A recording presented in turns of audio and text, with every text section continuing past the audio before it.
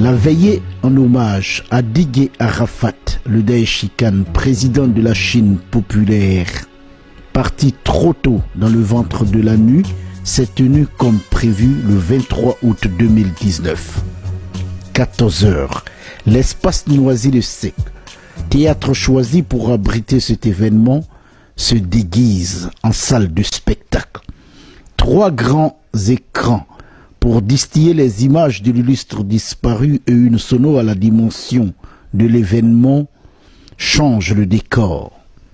Ici, l'on s'attelle à parfaire tout afin qu'aucun détail n'échappe aux organisateurs. 18 h, les premières personnes s'installent. Certains visages bien connus comme Didier Rodrigue, Kiki Touré et bien d'autres sont déjà là. 23 h 30, la salle de 1500 places voit sa capacité d'accueil étranglée. C'est en ce moment-là que Linda de l'INSEE plante le décor. Didier Meko lâche les décibels.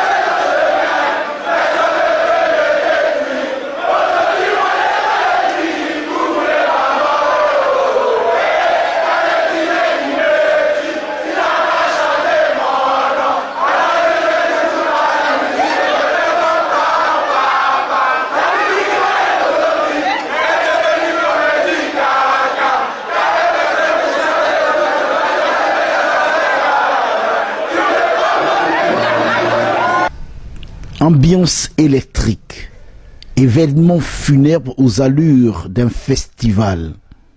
La Chine populaire est insaisissable. Elle réclame son président.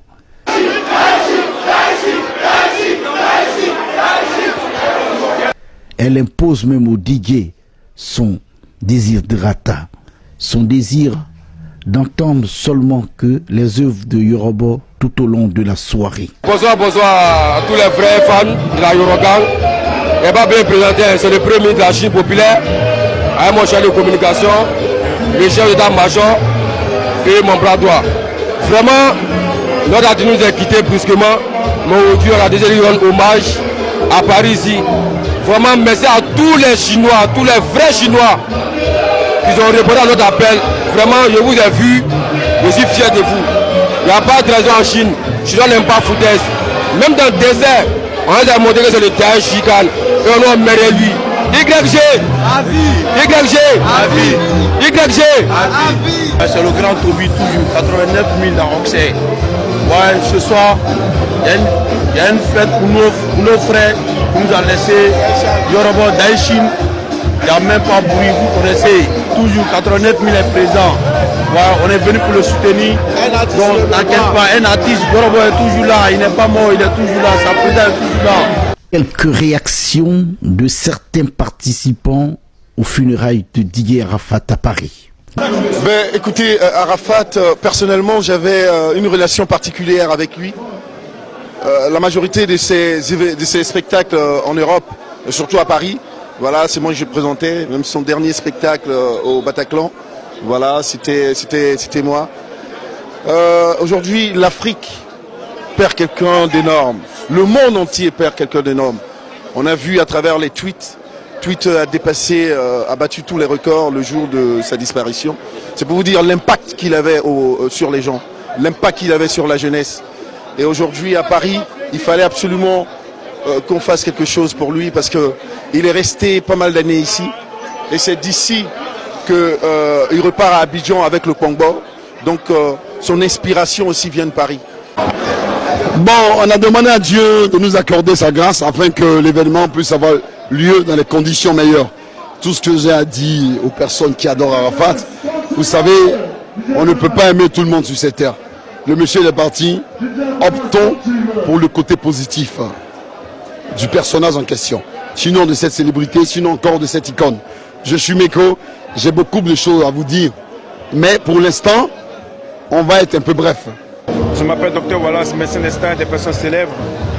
Et Arafat, c'est mon neveu. Mes impressions, c'est que malgré que les gens essaient de boycotter cette veillée, Arafat a prouvé encore une fois, malgré étant mort, qu'il reste toujours le Daishikan, le Berus Sama. Voilà. Et tout ça à cause de la Chine et de ses fans. Alors je vous remercie d'être venu massivement. Grâce à la famille biologique, soutenue par la famille artistique donc, Didier Arafat a été célébré à Paris.